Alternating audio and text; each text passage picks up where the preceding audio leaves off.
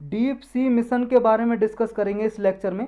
Recently news में इसलिए क्योंकि यूनियन कैबिनेट ने अभी अप्रूवल दे दी है, अपनी सहमति दे दी है डीप ओशियन मिशन के लिए या डीप सी मिशन, दोनों में से दोनों सही हैं, कुछ भी बोल सकते हो आप।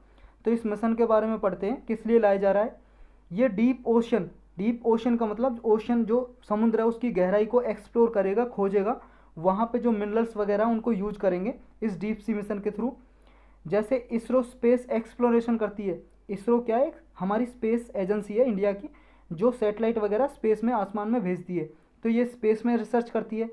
तो इसी तरह से डीप ओशन मिशन किस में रिसर्च करेगा, ओशन में, समुद्र में। तो इसका फोकस एरिया क्या है, डीप सी माइनिंग की जाएगी। डीप सी माइनिंग मतलब समुद्र में नीचे गहराई पे खदानें हैं, कोई मिनरल्स हैं, उनको निकाला जाएगा। ओशन क्लाइमेट चेंज के बारे में, अंडर वाटर कोई व्हीकल्स हैं और अंडर वाटर रोबोटिक्स, इनकी सहायता से, इन टेक्नोलॉजी को यूज करके इस मिशन का फोकस होगा, इन टेक्नोलॉजी को यूज करके डीप ओशन को एक्सप्लोर किया जाएगा, खोजा जाएगा। इसके लिए गवर्नमेंट ने 4077 करोड़ रुपीज़ अलोकेट किए हैं अगले 5 साल के लिए, नेक्स्ट 5 ईयर के लिए। और कौन सी मिनिस्ट्री, मंत्रालय इसको इम्प्लीमेंट करेगा, लागू करेगा, ministry of earth science nodal ministry होगी इस मिशन के लिए। इसके क्या क्या की कंपोनेंट हैं, क्या क्या फीचर्स हैं, ये देखते हैं, विशेषताएं। इसमें क्या करेंगे, एक मैंड सबमर्सिबल डेवलप की जाएगी, मतलब एक जैसे पनडुब्बी टाइप होती है ना, सबमरीन टाइप, ऐसे डेवलप की जाएगी एक इक्विपमेंट जो समुद्र में 6 किलोमीटर तक गहराई तक जा सकेगी। एक ऐसा इंस्ट्रूमेंट जो समुद्र में लोगों को, कम से कम 3 लोगों को लेकर 6000 मीटर तक या 6 किलोमीटर तक लेके जा सकेगी। और वहाँ पे रिसर्च कर सकेंगे वो लोग, देख सकेंगे कि यहाँ ओशन में क्या पाया जाता है।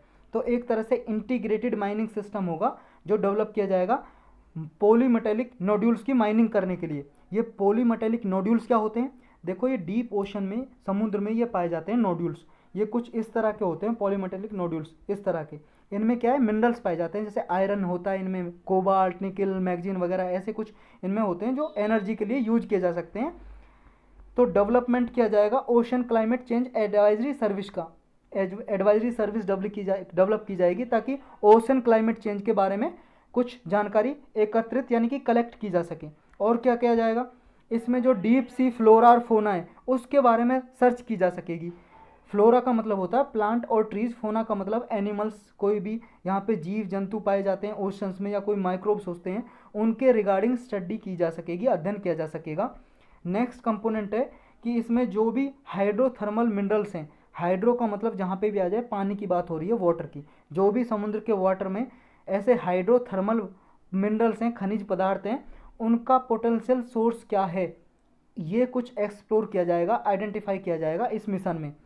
नेक्स्ट ये क्या होगा कि जो इंडियन ओशन है उसकी मिड ओशनिक रीजन है, उसमें जो कुछ मिनरल्स मिलते हैं उनको देखा जाएगा। जो कुछ प्रीशियस मेटल्स मिलती हैं, प्रीशियस का मतलब बहुत ही विशेष, मतलब बहुत ही महंगी जो होती हैं, विशेष होती हैं, मेटल्स, धातु होती हैं जो इंडियन ओशन में पाई जाएंगी। या मिड ओशनिक रिज का मतलब है जैसे वॉल्केनिक इरप्शन होता है तो एक पहाड़ सा बन जाता है समुद्र में, उसी को बोलते हैं मिड ओशनिक रिज। तो ये रिज के अराउंड इंडियन ओशन में जो भी मिनरल्स वगैरह, मेटल्स, धातु पाई जाएंगी, प्रीशियस मेटल्स, तो इनका सोर्स क्या है, ये सब कुछ जानकारी कलेक्ट की जाएगी इसमें। नेक्स्ट इसका कंपोनेंट होगा ऑफ शोर ओशन थर्मल एनर्जी कन्वर्जन के बारे में भी स्टडी की जा सकेगी। ये क्या है, ऑफ शोर का मतलब है जैसे हमारा इंडिया है, इंडिया की मेन लैंड है, मेन लैंड से दूर, इसकी भूमि से, मेन लैंड से दूर, ये है मेन लैंड से दूर। ऑफ शोर हो गया कि इंडिया की मेन लैंड से दूर हो गया। ओशन थर्मल एनर्जी कन्वर्जन का मतलब ये है ओशियंस में, समुद्र में जो थर्मल एनर्जी है, मतलब हीट है, हीट को कन्वर्ट कर सकें एनर्जी में, हीट से बिजली बना सकें, एनर्जी बना सकें। तो ये जो सिस्टम है इसको भी आगे प्रमोट किया जाएगा, इसकी भी स्टडी की जाएगी और कैसे इसको, टेक्नोलॉजी को यूज कर सकते हैं। नेक्स्ट एक फाइनल कंपोनेंट होगा इसका कि ये टारगेट करेगा जो भी रिसर्च होगी उसको कैसे इंडस्ट्रियल एप्लीकेशन के लिए यूज किया जा सकेगा। जैसे जो भी मान लो मिनरल्स मिले हैं, खनिज पदार्थ मिले हैं, उन्हें कंपनीज में, इंडस्ट्रीज में कैसे यूज किया जाएगा और प्रोडक्ट का डेवलपमेंट कैसे किया जाएगा ताकि ये बिजनेस के लिए यूज हो सके। तो ये सब कुछ इसमें तैयार किया जाएगा बायोलॉजी और इंजीनियरिंग की सहायता से, ओशियन बायोलॉजी और इंजीनियरिंग की सहायता से। तो अब इसके सिग्निफिकेंस क्या होंगे, इसके इंपॉर्टेंस क्या होंगे, इससे क्या क्या मदद मिलेगी इंडिया को। देखो इंडिया को इससे एक तो ये इम्पोर्टेंस होगी, ये सहायता मिलेगी कि इंडिया का जो एक एक्सक्लूसिव इकोनॉमिक जोन है और कॉन्टिनेंटल शेल्फ है, इसको एक्सप्लोर करने में, खोजने में सहायता मिलेगी। एक्सक्लूसिव इकोनॉमिक जोन कई बार मैं बता चुका हूँ, ये इंडिया का मेनलैंड है, किसी भी कंट्री का मेनलैंड है, उससे ओशंस में, समुद्र में 200 नॉटिकल माइल्स तक, एक नॉटिकल माइल में होता है, नॉटिकल माइल की स्पेलिंग ये है, nautical mile, NAUTICAL, nautical mile, एक नॉटिकल माइल में 1.852 किलोमीटर होते हैं, 1.852 किलोमीटर। तो 200 से इसे मल्टीप्लाई करेंगे तो किलोमीटर में आ जाएगा, तो कितना आ जाएगा, लगभग 370 किलोमीटर आ जाएगा। तो 370 किलोमीटर बोल रहे हैं, 200 नॉटिकल माइल। इंडिया की मेन लैंड से, बेस लाइन से 200 किलोमीटर समुद्र में दूर इस एरिया को, ये 200 किलोमीटर के बीच का एरिया है, इसको बोलेंगे इकोनॉमिक एक्सक्लूसिव जोन। ये तीनों साइड होगा, दोनों चारों साइड जहाँ पे भी है समुद्र, एक्सक्लूसिव इकोनॉमिक जोन। और कॉन्टिनेंटल सेल्फ आप जानते होंगे, ज्योग्राफी में पढ़ा होगा, जैसे समुद्र ये स्टार्ट हुआ मेनलैंड से समुद्र, तो ये पहला पार्ट आता है ओशियन का, कॉन्टिनेंटल सेल्फ बोलते हैं इसे, कॉन्टिनेंटल सेल्फ। तो एक्सक्लूसिव इकोनॉमिक जोन और कॉन्टिनेंटल सेल्फ, ये दोनों जोन है, इनको एक्सप्लोर करने में, खोजने में इंडिया को सहायता मिलेगी। नेक्स्ट, जो भी यहाँ पे रिसोर्सेज होंगे, जो भी रिसोर्स होंगे सेंट्रल इंडियन ओशन बेसिन में, जो इंडिया का सेंट्रल पार्ट है इंडियन ओशन का, उसमें जो भी रिसोर्सेज होंगे उनको डेवलप करने की कैपेबिलिटी इंडिया इससे डेवलप कर सकेगा। पोटेंशियल क्या है इंडिया का, इंडिया का पोटेंशियल क्या है इसमें डेवलप करने का।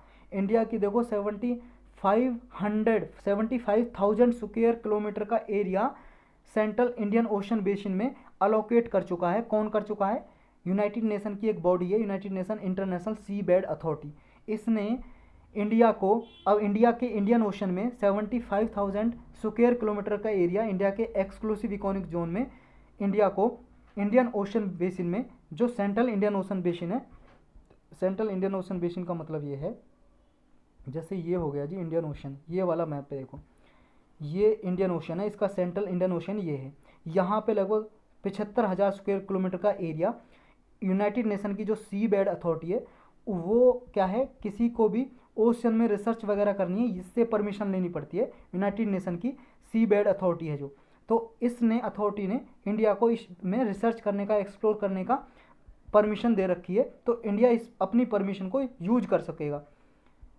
ताकि यहाँ पे जो पॉली मेटेलिक नोड्यूल्स हैं इसको एक्सप्लोर करने के लिए यूनाइटेड नेशन इंटरनेशनल सी बेड अथॉरिटी ने परमिशन दी थी इंडिया को। तो इस परमिशन को इंडिया यूज़ कर सकेगा अपने डीप सी मिशन में या डीप ओशन मिशन में, समझे, ये फ़ायदा हो सकेगा। तो सेंट्रल इंडियन ओशन बेसिन में जो रिजर्व हैं, यहाँ पे बहुत सारी मेटल्स मिलती हैं, आयरन, मैग्नीज, निकल, कोबाल्ट मिलता है, और ऐसा माना जाता है अगर इंडिया ने इस इंडियन ओशन के 10% भी मिनरल्स एक्सप्लोर कर लिए, जितने भी सेंट्रल इंडियन ओशन बेसिन में मिनरल पाए जाते हैं, अगर 10% भी मिनरल एक्सप्लोर कर लिए, खोज लिए, तो ये इंडिया की नेक्स्ट 100 ईयर्स की एनर्जी रिक्वायरमेंट को पूरा करेगा। मतलब जो अभी एनर्जी रिक्वायरमेंट है हमारी पेट्रोल, डीजल की, इलेक्ट्रिसिटी की, जो भी हम अगले 100 साल तक यूज़ करने वाले हैं, वो सिर्फ 10% हम मिनरल्स खोज कर लें ओशंस में, तो ये हमारी 100 साल की डिमांड को पूरा कर सकता है। अब ये पॉलीमेटेलिक नोड्यूल्स क्या होते हैं, इनको भी थोड़ा पढ़ लेते हैं डिटेल में। इनको मैगजीन नोड्यूल्स भी बोलते हैं, पॉलीमेटेलिक नोड्यूल्स को, और ये पोटैटो शेप के होते हैं, मतलब आलू की तरह के दिखते हैं, और इनमें ये ओशन के सी फ्लोर पे मिलते हैं, डीप सी ओशन में, ओशन फ्लोर पे इस तरह के पोटैटो टाइप के, आलू के टाइप के ऐसी शेप होती है पॉलीमेटेलिक नोड्यूल्स की। इसमें देखो इसे मैग्नीज नोड्यूल्स भी बोलते हैं, तो इसका मतलब इसमें मैग्नीज तो मिलता है, मैग्नीज आपको पता है एक मेटल है, धातु है।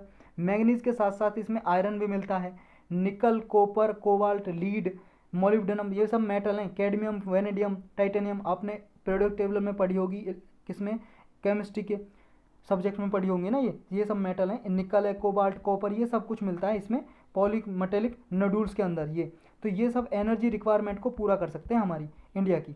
तो यही सब था इस डीप ओशन मिशन में।